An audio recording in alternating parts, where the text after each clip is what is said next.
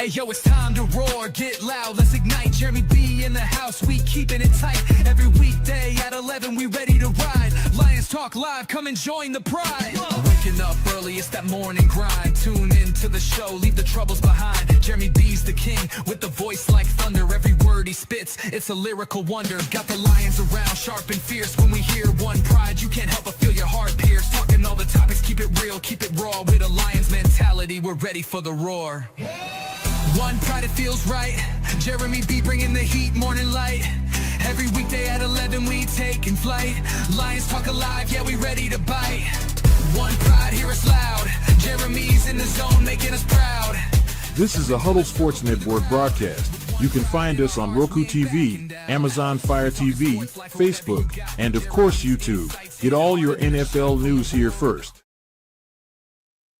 All right, that's right. It is Lions Talk with Smoke and Jeremy B and B Strilla. Brian Arns, how you doing, brother? I'm doing good. Doing good. Hoping this we can win this Tiger game. Yeah, that's important today. And with it being announced, Kirby, you know who we didn't get to see, and it's the one person that I thought would be the difference maker out of that starting rotation. Brandon Wu was not able. Oh yeah, Brandon to pitch for the Mariners. He's still injured. Yeah, he's not going to be able to come in until next. Well, if they advance to the next playoff. Yeah, Ken. Sorry, I kind of slept in way too late. Hey, forgot to bring my coffee back down here. That tells you everything. I'm already on the dew instead of the coffee. Yeah, got my coffee though.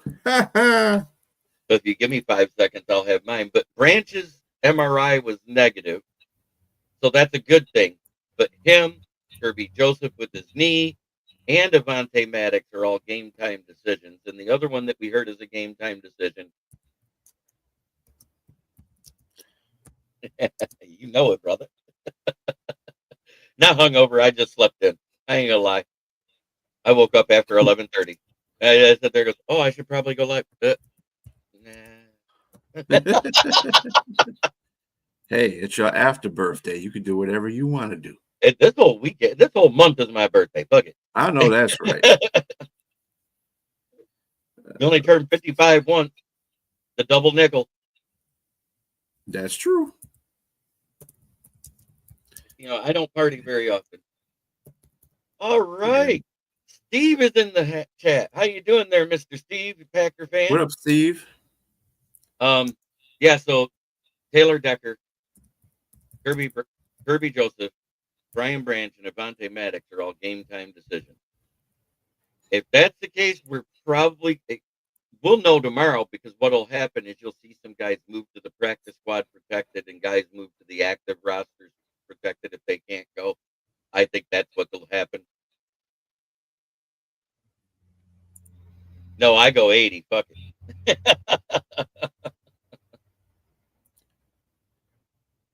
Brian Branch.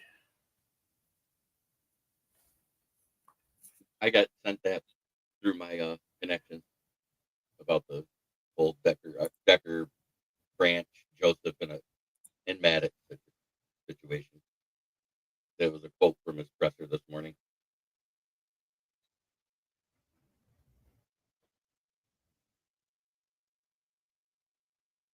The most important person, though, out of all that being said, probably was Decker. Amon St. Brown, who had a little glitch.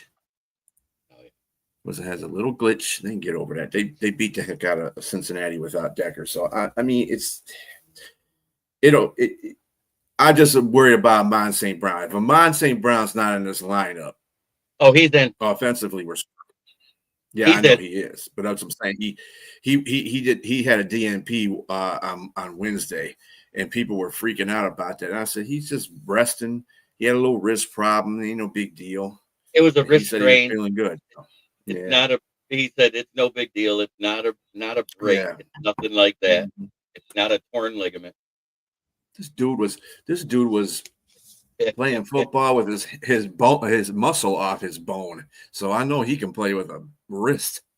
What about the year that we went to Thanksgiving and beat the Packers when he had fever blisters and everything else on his feet and put up 120? That dude's a baller. I'm going to hop off camera for a second. If there's a topic you want to discuss, go ahead and hit it. I'll be right back. What's going on, Robbie? What's going on, Ken the Bear fan? Next time he is the other hand. Mike is stupid. Yeah, that's true. Injuries don't. Yeah, that's true, Yenzer. Injuries don't make it.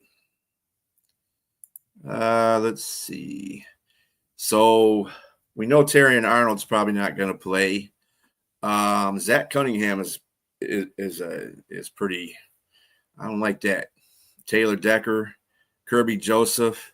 You got to have Kirby back there. You got to have at least one of the safeties back there.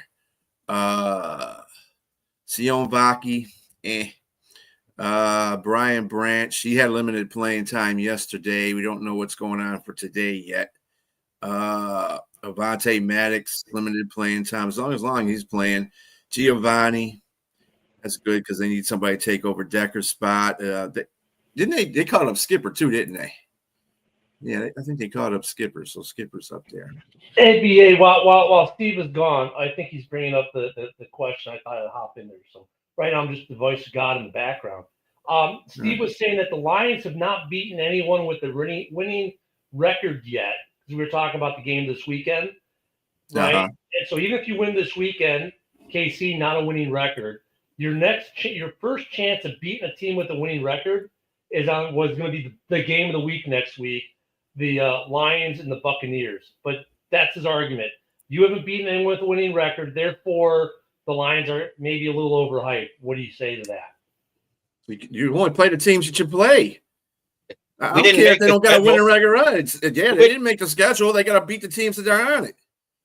And yet, we heard all off season that we weren't going to beat the Ravens.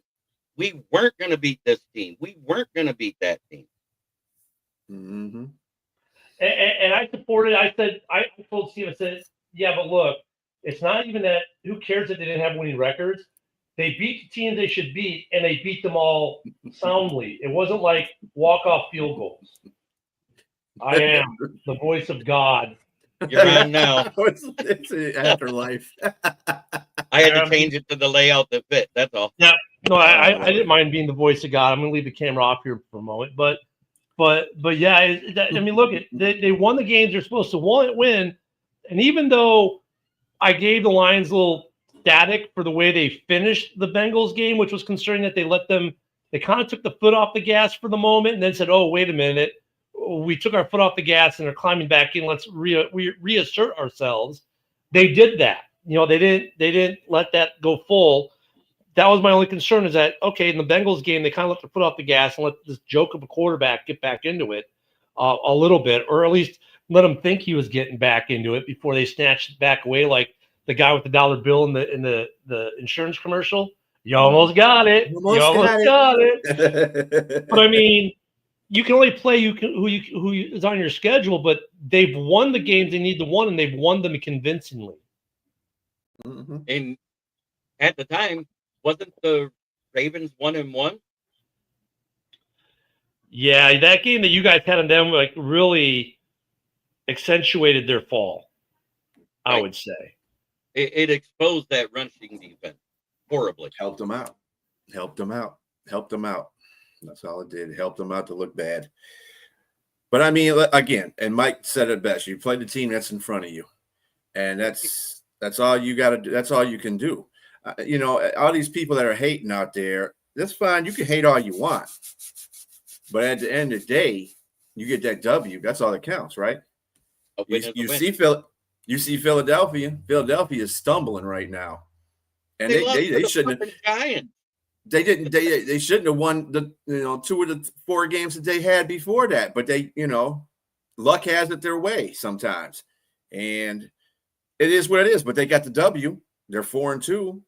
Until if Washington beats Chicago, they're going to be tied with Philadelphia. Washington. Not happening. Not happening. Okay. I'm saying if. Michael. Yeah.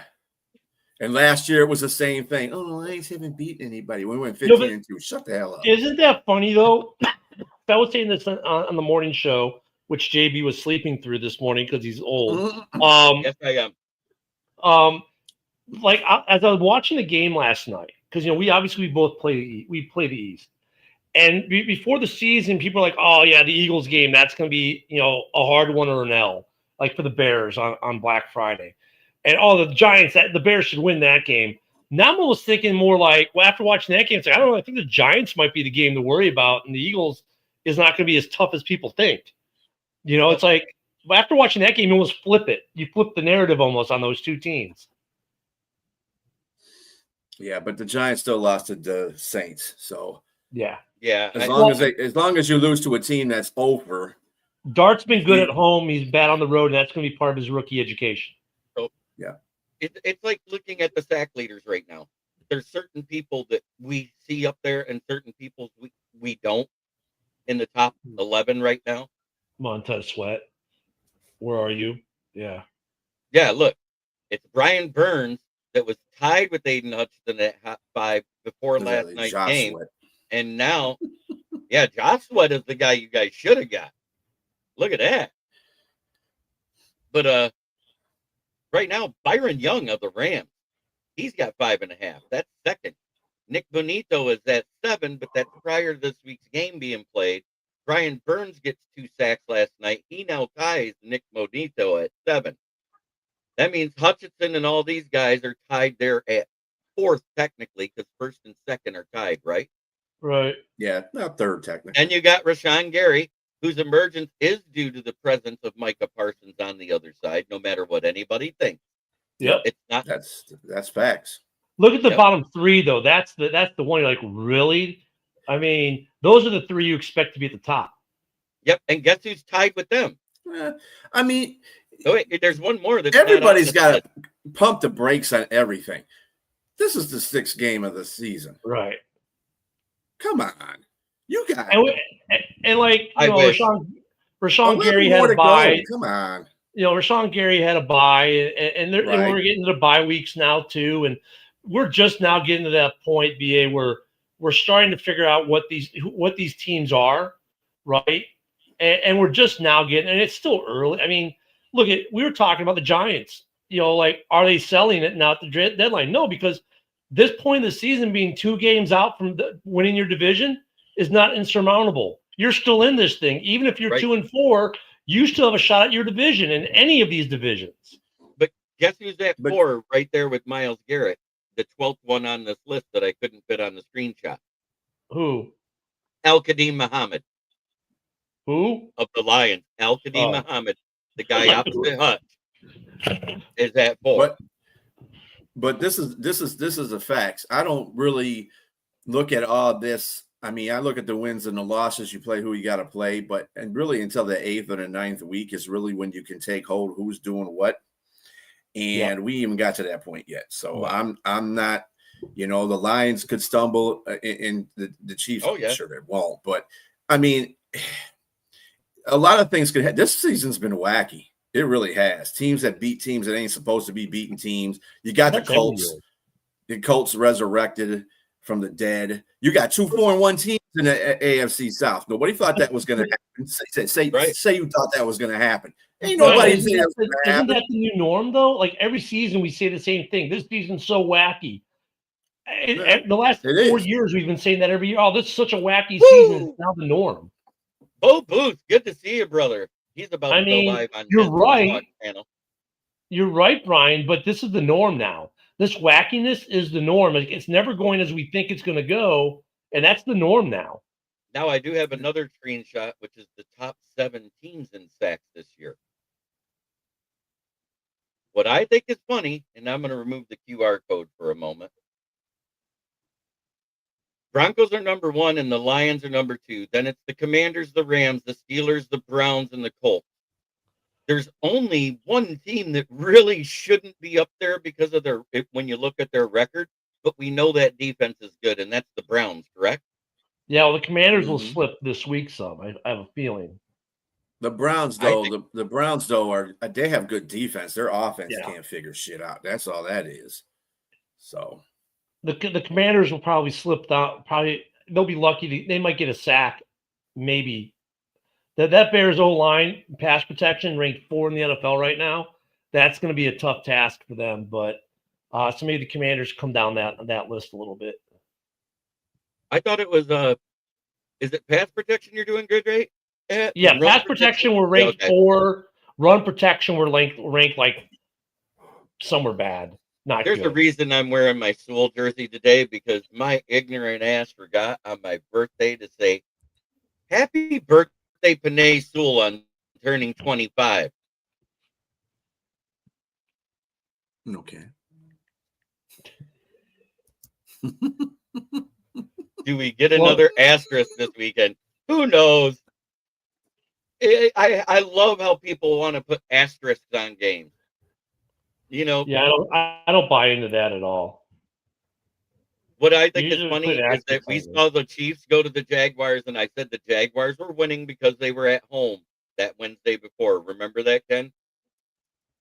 Mm-hmm. And lo and behold, guess who didn't hold back the flags on the Red Kingdom for a change? KC fans are livid. Did we pay you enough money? Yep, Panay turned 25 yesterday, along with me turning 55. He was born 30 years after me. Well, my birthday will be easy for you to remember. It's Caleb Williams. Caleb Williams shares my birthday with me, yeah. I was November here 18th, first, right? Yeah, November 18th, yeah. See, I didn't forget.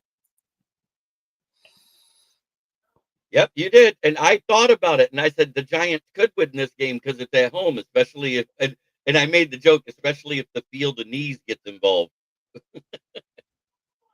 Saquon is yet to break 100 yards in a game. Yeah, you had what, 60, Saquon Barkley, right? He had 62 yards last night. That's because they only run them 10 times like dummies. Man, you know, they were talking about that earlier. The Eagles offensive coordinator needs to get fired, because there's no way in hell that if you have a running back like Saquon Barkley, you're going to run him 10 times in a game. That's dumb. That's just like what the Baltimore Ravens do to Henry sometimes. They only run him a couple of times. Dude, these are the two of the best running backs in the league, and you're just going to bench, have him take a seat? You need to be fired for that. That's all I got to say. There's no. Or maybe the field of knees was getting to him, and that's why he wasn't out there. Man, the first 2 runs, one was for 15, and the second one was like for 20. There was no getting to him. They just stopped running the ball because you got crybaby A.J. Brown over there and Devontae Smith on, you get the ball. Man, shut the hell up. You won a Super Bowl doing the same damn thing. Barkley got 2,000 yards last year. You think there's a coincidence the reason why you won a Super Bowl, you got in a Super Bowl, and you have a running back that got 2,000 yards? No. No, I agree with you. They screwed the pooch on a lot of things there yesterday. But they still do that tush push really well. Jesus. 4 times in a row. Yeah. That was hilarious. I know people were irritated. Man, as soon as they did that, my phone was blowing up with people being irritated. This is why I hate this. I hate this damn thing. I said, well, stop it. That's a great point by Michael Huck. Both teams that were in the Super Bowl are still suffering the Super Bowl hangover. Nah. Super Bowl hangover is what you make of it. Hey, as long as we don't come out as flat as Travis Kelce's fiance on Sunday, we win this game. If your team is a good team, a good enough team, you shouldn't have any of those problems. And right now, Kansas City and Philadelphia are just not those teams right now. Philadelphia is imploding from within. Kansas City just got to get players back, I think. That's all. And they lost. All they lost was Kellen Moore, right? Yeah, all they lost was Kellen Moore, but that was enough. Their offense sucks. Their defense ain't bad. And congratulations, your Seahawks are looking good. But losing to the 49ers, that had to hurt. But dude, that's the thing though with the Sea Chickens, like they are a better road team, this is so ironic. And I get the irony of saying this, because we're so used to about hearing how great the Seahawks are with the 12th man. They've built a whole culture around it, right? Yet they're better on the road than they are at home the last 2 seasons. Like, so if the Seahawks are on your schedule, you want to play them in Seattle. You don't want to play them at home. I think they've lost, 2 games on the road since the coaching change in Seattle? Yeah. They're damn good on the road.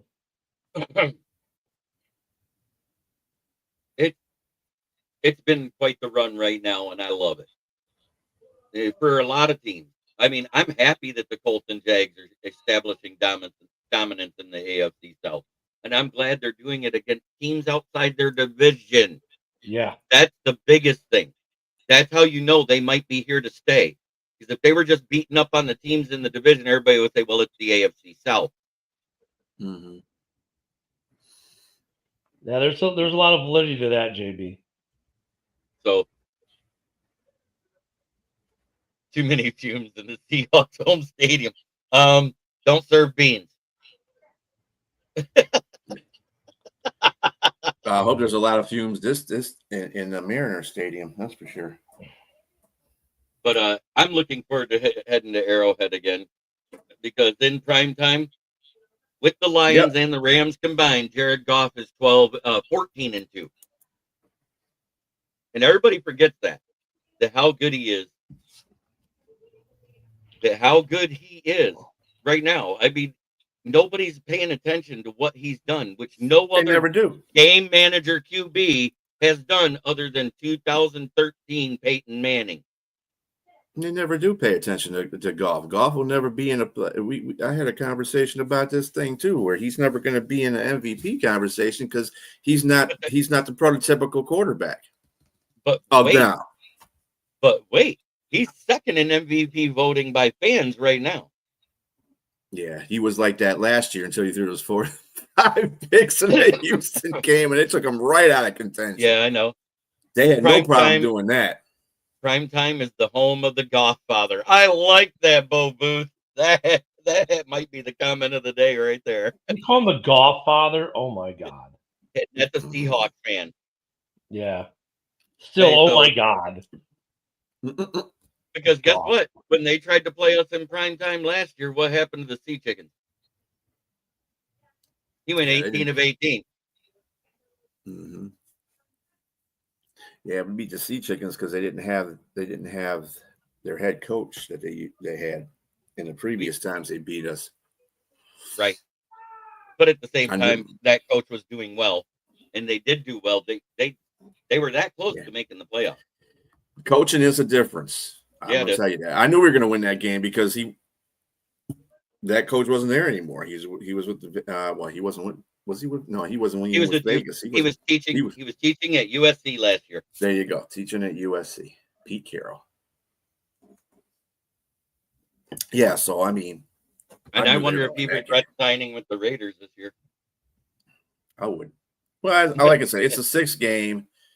You know, people are just about the now. They're not about looking ahead at anything. It's starting to turn into our generation. I can't stand that. Stop doing that. Stop. It ain't about today. It's about what happens down the road. I keep trying to tell y'all, it's not how you start the season. It's how you end the season. Finish. Right. But I will say for the first-year coaches right now, we got Liam Cohen at 4-1. We got the Dallas Cowboys at 2-1. We got Ben Johnson at 2-2. We got Kellen Moore at 1-4. At least he beat the Giants. Mm-hmm. And then 0-5 is who? Aaron Glenn. I feel sorry for them, man. I warned everybody when I saw who he hired, when he picked up Tanner Engstrom, I said, this is a mistake. Having a rookie offensive coordinator with a defensive-minded coach.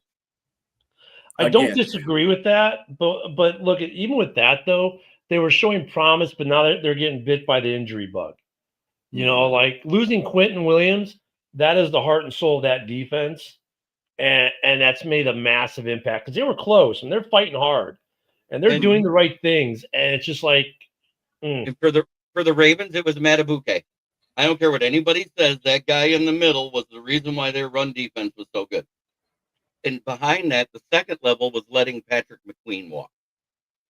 oh yeah, that defense has not been the same since he left.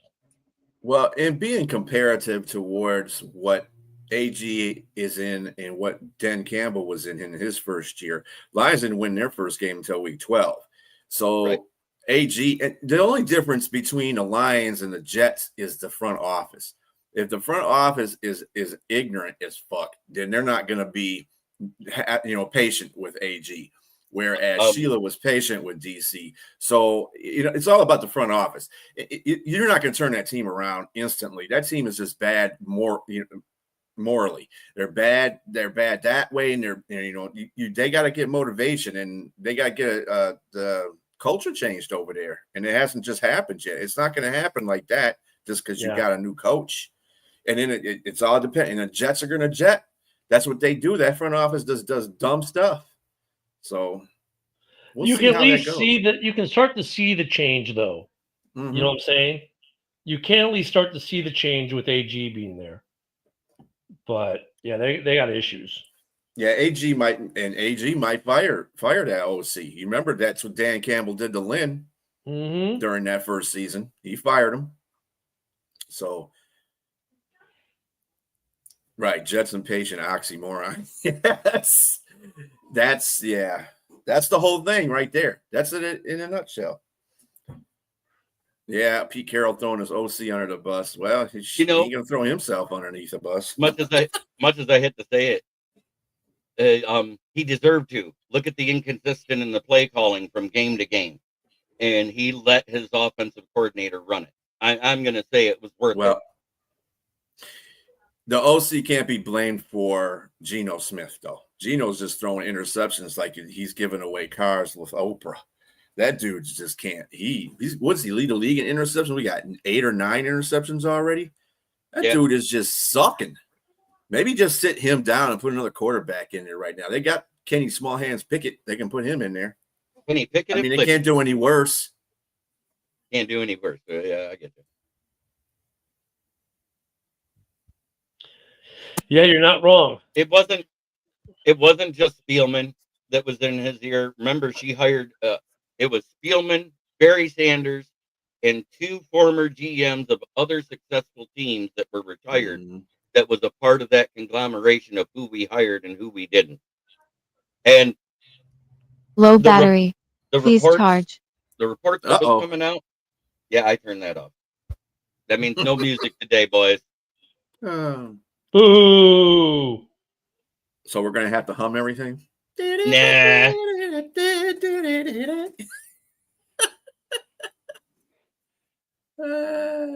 Hey, could be on the because it's Chip Kelly and can't even coach worth a. Yeah, voice. he's a college coach.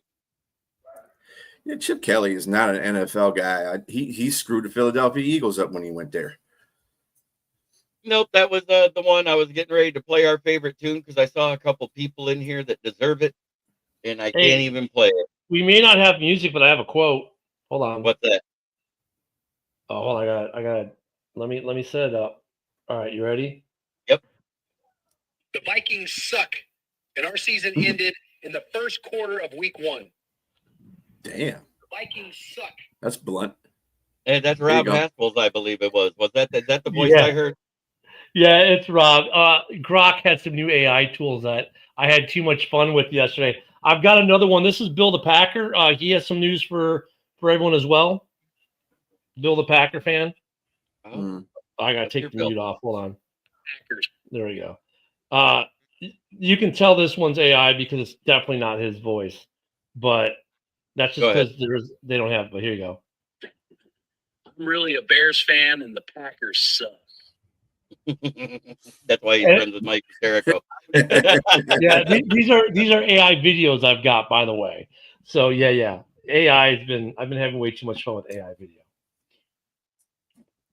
So we may not have music, but we have Rob Haspels. And Rob actually did say that during week 1, the first quarter. He's like, that's it. The season's over. We're done. So I did direct quote him. Just, You ad-libbed a little. Ad-libbed a little. Yeah, there you go. That's a good way to put it. That's okay. People do it all the time. That's how they get clicks in media, in mainstream media. They cut and chop it, make it sound like they want. Yeah. So it was good stuff. Yes, thank you, Bo. And yeah, he liked that when I came up with all the Alabama players we had drafted a couple years ago. He said, yeah, Roll Pride sounds a lot better. Roll Pride, that's good.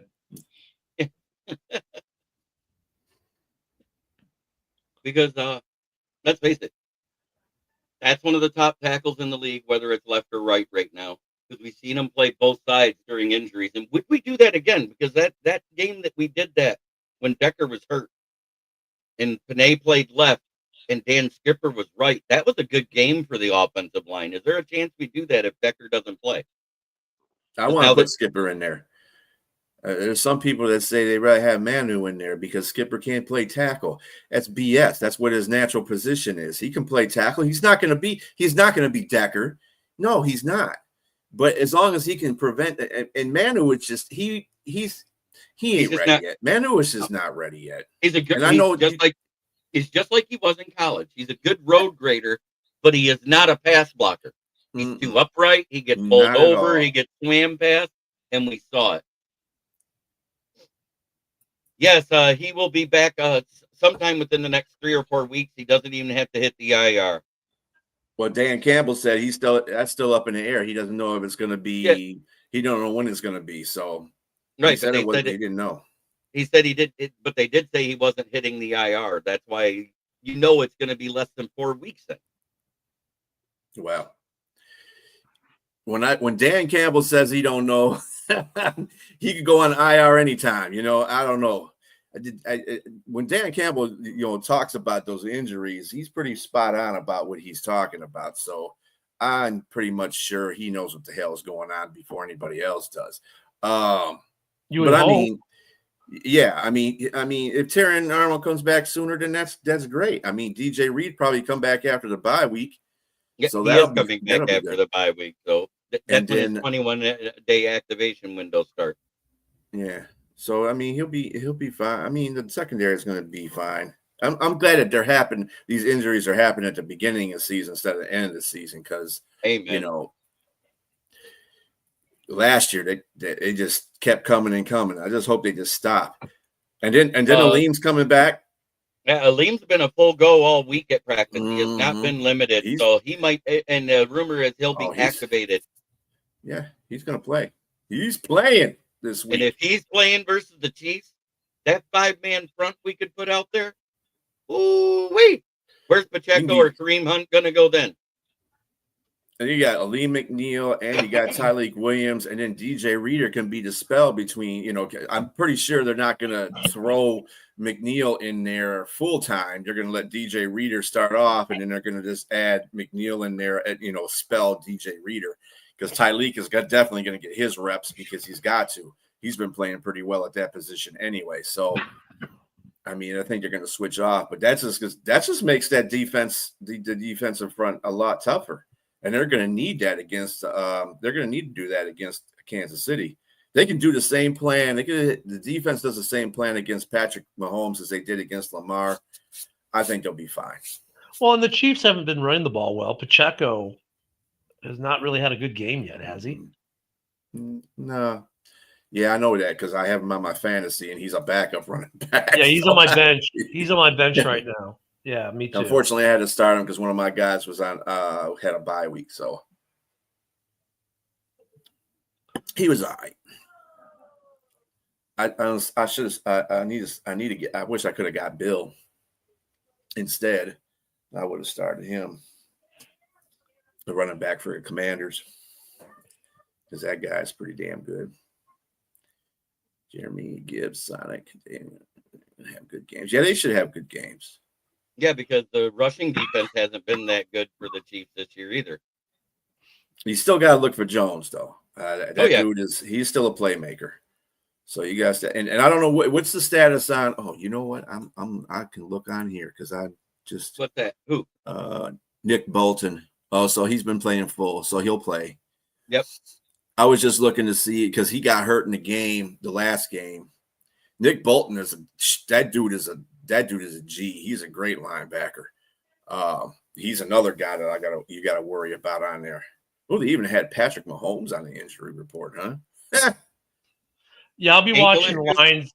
I'll be definitely watching the Lions game this week because the Bears obviously are Monday night. So I believe, did Worthy play last week or no?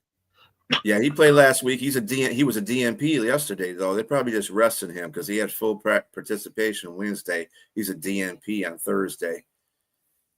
So it sounds like, I mean, from what I've been reading, it sounds like, they're going to make once Friday's practice is over with, they're going to make a decision on whether he's going to start or not. But comments to Ken. We hope that. I'm looking. I didn't see any questions that were addressed to Ken there. So any more goals in tournament? I see that question. I don't see any other questions that you put in there, dude. Okay, that's why. But he was a full go at practice Wednesday, and they sat him on Thursday, which probably is a rest day. It doesn't even say questionable yet. We'll know when the report comes out. Probably about 3 or 4. Yeah, 3 or 4. I love the little foo-foo games they play with the injury reports, though, because see, that's you why got guys showing up full participant on the injury report. Okay. That is something that they struggle with, is covering tight ends. We saw that in Laporta's rookie year when we faced him.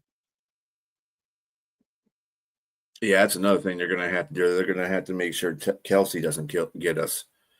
Because, no, I'm talking about the Chiefs' defense. No, I'm talking about our defense against Kelsey. Kelsey is one of those guys that, if he feels good about himself one day, he can kill you. So they need to really pay attention to him too. Xavier Worthy, he's a DNP yesterday. I look at it like this: if he's questionable, they're playing. That's all I gotta say. So right now you got 1, 2, 3, 4, 5 Lions with DNPs for the last 2 days. I know Terrian's not going to start. I probably have a good idea that Decker's not going to be out there either. Kirby Joseph is concerning. I don't care about Vaki. He can, Zach Cunningham is another one that I don't like the fact that he's in DNP. Right. But Brian Branch, Avante, Giovanni, Khalif, Aleem, and Amon St. Brown, even though I'm going to address this right now. That is not Jared Goff's game. He's not as athletic as everybody wants him to be. And that's okay, because guess what? He's one of the best game managers in the business right now. He is. I don't know what you're talking about. Footwork. His footwork for passing is amazing. You haven't obviously seen any of the games that he's played where he stepped up in the pocket when a rush was Brian, what it is, him. Look, this is what it is. It's the conventional wisdom argument, right? Well, his footwork doesn't fit conventional wisdom. Therefore, X. It's like with the Bears. Well, conventional wisdom, you have to establish a running game to get the passing game. You can also use your passing game to get your running game going. But conventional wisdom is that you establish the run to pass. But some teams establish the pass to run.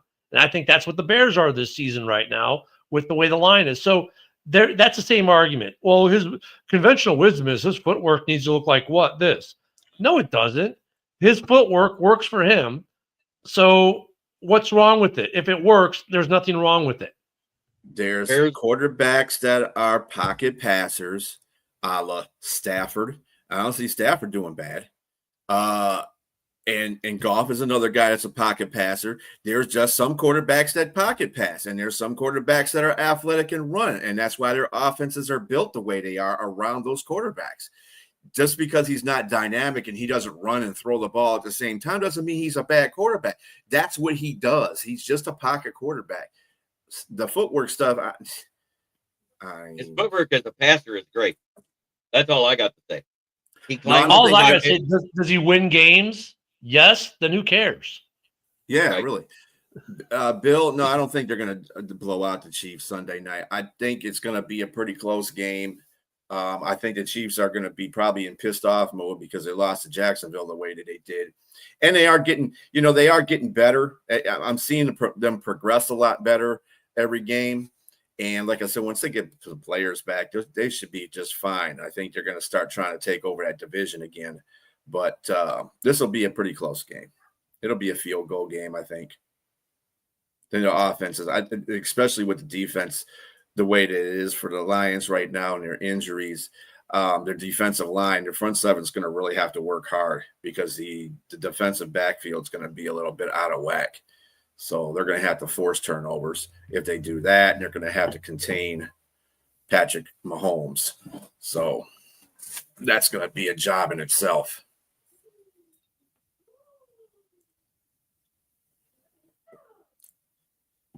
All right, I'm looking for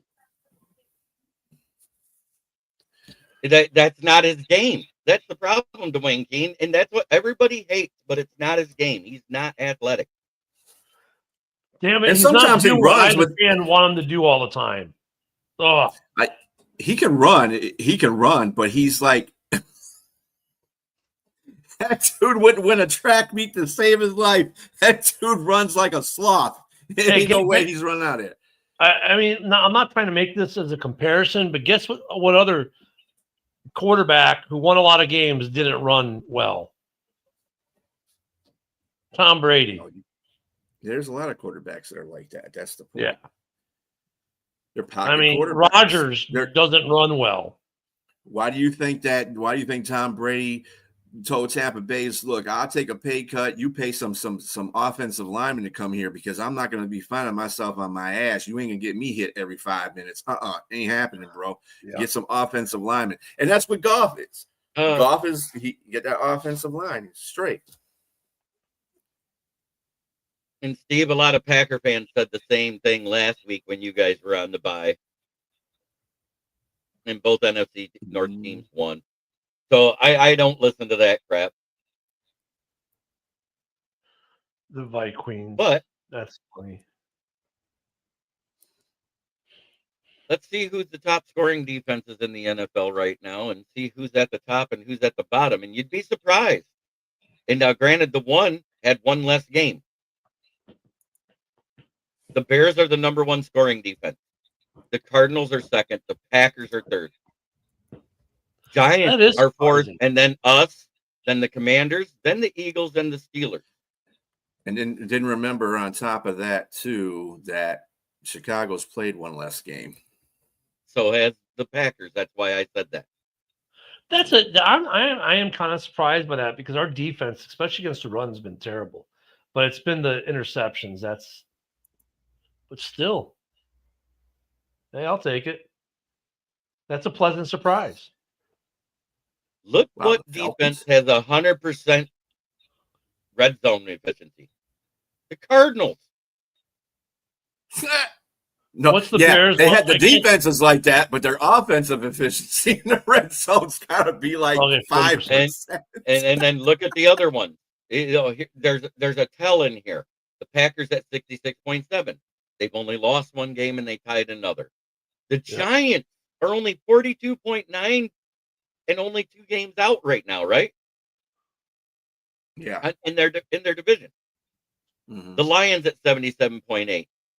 The other team that's good in the red zone here. Look at that. The Eagles, the Commanders. Look at one of the worst ones that's on this list. It's the Steelers. They can't stop anybody in the red zone. 33.3% efficient. That's very, very bad, guys. That means that's smoke and mirrors that they're living on right now with their winning record. If somebody gets to the red zone a lot, they're going to score a lot. It's a shame. The AFC North used to be one of the best divisions in the NFL. Now they suck. That's a good question for you, Ken. Well, to compete with the Packers, nothing. To compete with the Lions, kind of feel the same way. But if they're going to add, so here's why I say nothing, because we're getting some people back this week that should help with both the sack the sack and pressure numbers and the run defense. Right, getting Edwards back and getting Spidey back at the nickel corner will make a big impact for that Bears defense. But if I was going to add anyone, if I can get Trey Hendrickson, I just like the fact he's addressing you. You know, it's nice that everybody here gets represented, because this show isn't always. I mean, it is a Lions-based show, but if I got someone here from another team, I prefer them to be addressed too. If the Bears could add Trey Hendrickson, I mean, obviously it makes the pass rush better, but obviously I don't think the Bears are going to do much of anything unless it fits perfectly right. Some fans want a running back. No, that's more the offensive line is not getting pushed. The Bears are terrible on run block right now. The offensive line gets no push, so that's just got to improve internally. But with guys coming back off injury, I think the Bears are pretty good. I'm not worried about the Packers. The Lions, we get them week 18, so I'm not worried about that game because week 18 could mean nothing. It could mean everything. But look, with just getting the guys back, I think that's like getting the guys we're getting back is like picking up someone at the trade deadline in a way. They haven't played all year. They're both making season debuts. And then Booker's off the IR, 2 at the edge. And he's grown exponentially from last year. So really, I don't see the Bears. I don't think they have to do anything. Maybe a cornerback for some depth because JJ's out. But the guys we have going right now played well with 7 interceptions in the last 2 weeks. No, I did hear Russell Wilson's available. The Vikings could trade for him. Yeah. Just saying. Poor Russ. The Breece Hall thing. He just needs to go home with Sierra and just chill out. The Breece Hall thing is intriguing because he's like a better version of Monangai and Roshan Johnson for you guys. Yeah.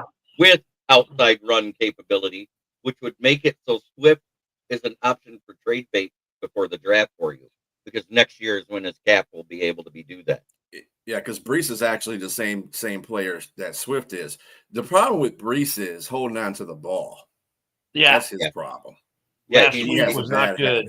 Yeah, he was King Henry Light ball handler. Mm-hmm. I mean, and like just look at forget about Kamara, because next year his cap number is 18 mil. So no one in the North is going to trade for him. Right. Breece Hall is interesting because I think his contract next year is somewhere between 6 to 8 mil. And then the 5th year after that, right? Yeah, this is his 5th year option this year. So okay. you're gonna have to re-sign him. The other one you hear is Achan, same deal. 5th, he's on his end of his rookie contract, not 5th year option. Both these guys were second rounders. But both these guys, Achan and Breece Hall, you need to re-sign at the end of the season. I think both of them, Achan will be more expensive probably than Hall. But you're looking no more than $8 million if you want to keep them. I think that's important for the Bears, for the Lions, or any team in the North. Look, none of these teams are sellers, but we're also not all inners. We're looking for a trade where we can keep a guy for 2 or 3 years. I don't think he'll be canned this year because he's a rookie head coach. A lot of teams don't give up on rookie head coaches the first year. Well, it's the Jets. So that's the only. Well, unless they have someone in the wings like the Pats did last year, that's why that happened. It's the Jets. I'm going to say it again. It's the Jets. They do dumb stuff all the time. They're like the Cleveland Browns. So what is it? The owner's name is Woody whatever, right? Yeah, from Toy Story. Yeah, that Woody. He loves Aaron Glenn. That's why he brought him there. Remember, he was a part of the GM. He had just bought it when they re-signed AG the first time because he loved Aaron Glenn then. Yeah, I don't see Glenn. And look, they're fighting for Glenn. You can tell the culture is starting to change with the Jets. So it's moving the record doesn't show it, but they're moving in a positive direction. Well, I tell you what. And so are the Saints. Yeah. If next year Aaron Glenn is still the coach of that Jets team, I guarantee you half them players are gone. Yep. Because I can tell you right now, there's a lot of dissension on those players. This is the reason why they're not winning a lot of games too. These players are trying to fight this whole thing. And and unfortunately, Sauce is one of them. And it's something I don't like about, I didn't like about that whole situation with Sauce. You're starting to speak up about stuff, and dude, you got to play on that level. So yeah, he started piping up about how he doesn't like how the coaching is more strict. Mm-hmm. But that's weird. That's weird when we heard how strict Robert Salah was while he was there, when Sauce played like an animal his rookie year and hasn't been the same since. But JB, even worse, he's vocally complaining that coaching is too strict. What team is going to trade for you? Mm-hmm. It won't be any of the strict teams. It won't be. And even though it doesn't seem like it, the Lions are a strict team with their players.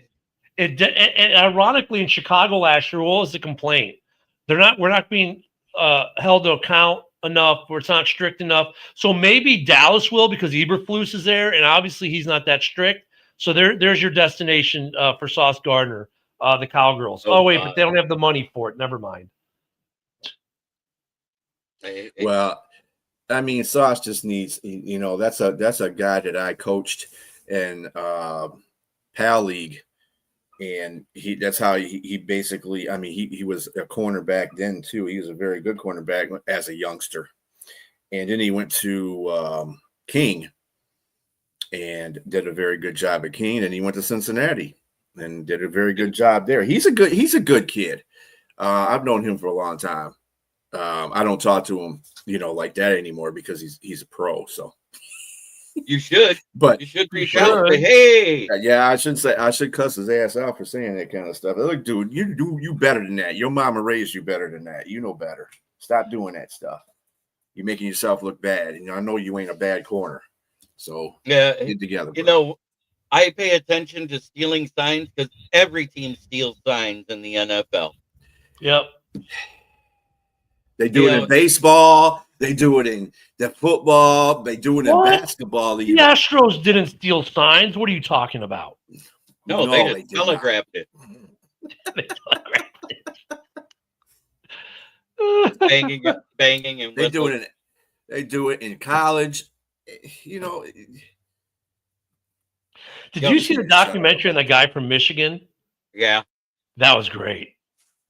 And how he admitted that he paid for everything himself, and that it really wasn't Michigan putting him out there. Yeah. That's why Michigan got this. Bad boy. It would have been a lot worse had there been anything in that proved that Michigan was actually guilty of that stuff. You gotta go with the Patriot slogan: "If you ain't cheating, you ain't trying." Yeah, that's an Army thing. If you ain't cheating, you ain't trying. If you get caught, you're not trying hard enough. Right. That or you're stupid. Right. That's what my drill sergeant added to that one. There are a lot of stupid people, but yeah. Yeah. Like I said, a good friend of mine used to say, stupidity, you can't fix it, but you can medicate it into a coma. Because then it's not murder. That's a good one. You like that one, huh? That's good, yeah. I think there might be a meme coming with that pretty soon. I better make sure my face is on it. I want my credit. Speaking of which, in 3 days. Why? Why? Okay. Why what? Get Garrett Wilson for the Bears. Why? Yeah, I'm not getting that one either. Why would you want to get Garrett Wilson? The wide receiving room in Chicago is a plethora of riches, you have to admit. Yeah. 1 through 5. You got a good receiver room. Yeah. what's Garrett Wilson adding? I don't get unless it's addition by subtraction, because I mean, he could go there and replace DJ Moore, and DJ Moore could get traded for him. I mean, that's like one and the same guy to me. But I mean, why would you? You got a good receiver room. Why would? And DJ Moore's on a team-friendly contract. Yeah. So Yep. You know, like, people are going, well, here's the thing. Well, yeah, but DJ doesn't have the numbers this year. It's all Rome. Why do you think that is? Because defenses have to pay attention to DJ Moore. And the second they don't, they start putting all their attention to Rome. Guess who's going to have all the numbers? DJ. Mm-hmm. Like, come on, guys. Second, third orders of effect here. Like, I love that. Like when guys have two running backs that are really good, and I'll give Lions fans the credit because Lions fans can say, "Oh, we don't need Montgomery.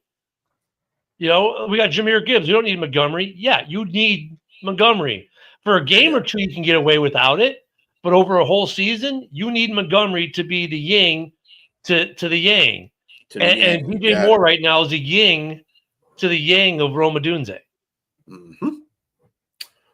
Guys, exactly I mean, just because they're not putting up big numbers, like this whole Edwards argument in Chicago, like, well, you know, one of them's contract's too much. Yeah, but hold up, Bill. Why do you need a superstar like Devontae Adams? They don't need a superstar. They got Bill. What are you trying to say, man?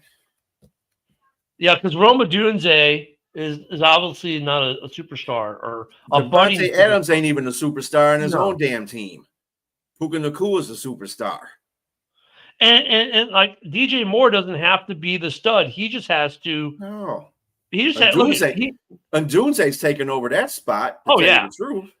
And here's the thing. DJ Moore, people see he's a quiet 1,000-yard guy. This guy was putting up 1,000-yard seasons all over the place. I mean, just like DJ Moore is a receiver you want on your team. He does so many things for that team. Yeah, I don't get that argument. Yeah, I don't either. I mean, like I'm hard on Montez. DJ Moore is a. Go ahead, Jimmy. I mean, DJ Moore has been doing fine with what he's been targeted. The thing is, he's not being targeted because Rome Odunze is stepping up and getting open and getting separation. That's the difference. And Caleb really, even though their offensive line is better, hasn't had the time to allow the deep route that DJ Moore excels at to get open.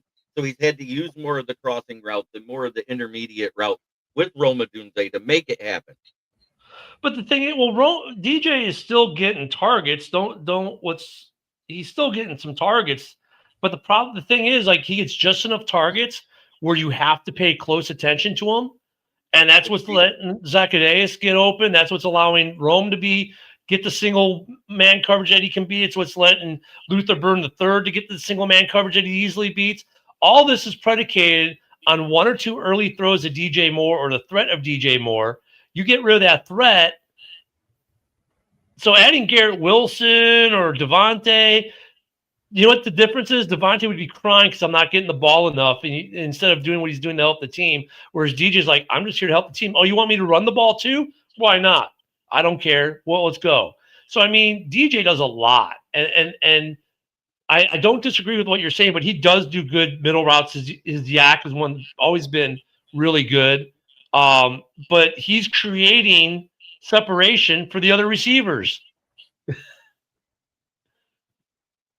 Yeah, that argument just sorry. Well, this is a better argument. Well, Tom, gonna go get Devontae, and they ain't gonna go get them guys. They're not, because Devontae's he's with a better quarterback. He's with Stafford. That being said, why would the Rams trade him? Ass riding his overrated ass. The Rams aren't trading Devontae. Hell no, they ain't. Why don't you Stafford loves Devontae. Yeah. Well, why don't you tell him to trade Puka? Okay, guys.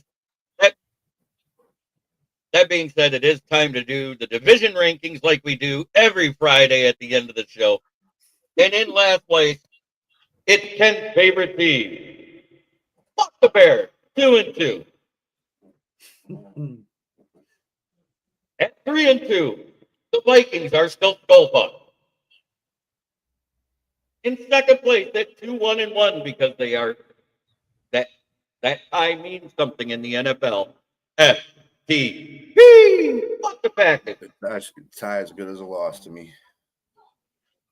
Number 1 at 4-1, and I think they'll go 5-1 this Sunday night because it's prime time for Jared Goff thrive. Kings of the North, Detroit Lions, 2 years running. Coming out of Flint, where the water's shit, but the tires are good. There you go. Have a great day, everybody. Peace, love, and chicken grease. Thank you, Ken. Thank you, BA. It's always fun to be here. It's always fun to talk football with you guys. Sorry about this morning, but my body said, F you, you're not waking up. I even slept through the alarm. Old man. Yes.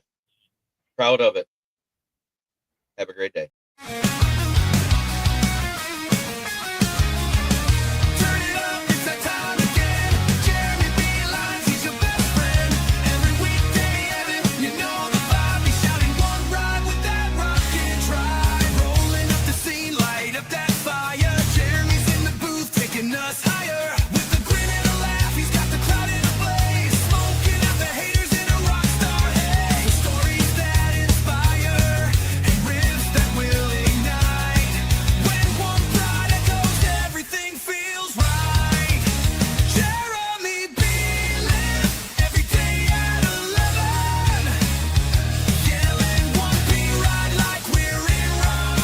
This is a Huddle Sports Network broadcast. You can find us on Roku TV, Amazon Fire TV, Facebook, and of course YouTube.